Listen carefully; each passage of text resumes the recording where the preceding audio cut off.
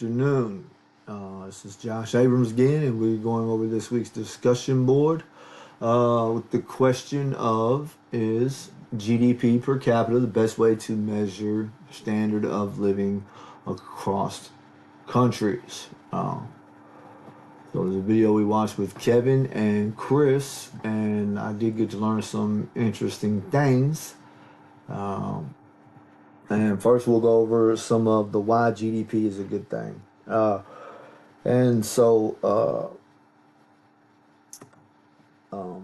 it's correlated with all sorts of good measures, GDP is. And some of those measures are the amount you make, allows you to buy more helpful goods and services. And I think we all know uh, money does make our life better for sure. When you got a lot of money, it's easy to say that it's not everything, and it's not everything. But when you don't have any of it, it's everything. And the more money a country has, it allows for a better education. It allows for better health care. The more money the country has, allows for better infrastructure. Just hope that it's used properly.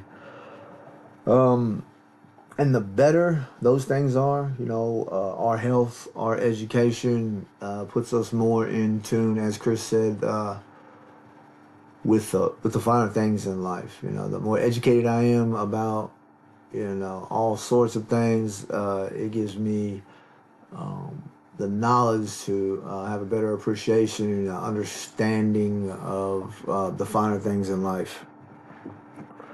So intuitively, we know countries with higher incomes are generally the countries with healthier citizens. But GDP is not the end all, be all, I believe, as Chris said. So why GDP per capita is not enough? Well, they gave a great example of a country with a high GDP, Qatar, or however you pronounce it, Qatar, Qatar, and that's extremely high inequality. It doesn't show how wealth is distributed. A few rich people can raise the average, and that's kind of the situation in Qatar. That there's extreme disparity and inequality, and GDP doesn't quantify that like it should.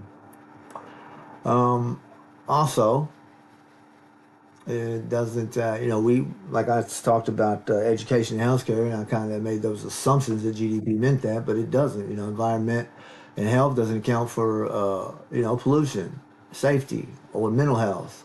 And the cost of living, a dollar goes, a lot further in some countries than it does others, for sure. Not to mention the quality of life. And this is freedom, happiness, and social well-being. So, there's quite a few very important reasons why GDP is not I would not say the best. I mean, I get, like they said in the video, it's a great rough estimation, and it says a lot about a country for sure. But when we're talking about the best, I would not say it's the best. And then they went on to talk about some other uh,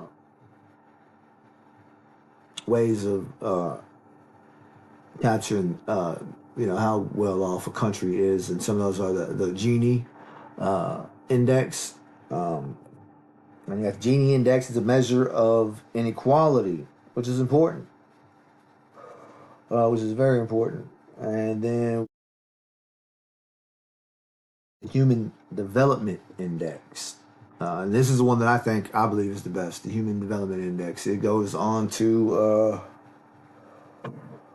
get your healthy life expectancy, education, and decent standard of living.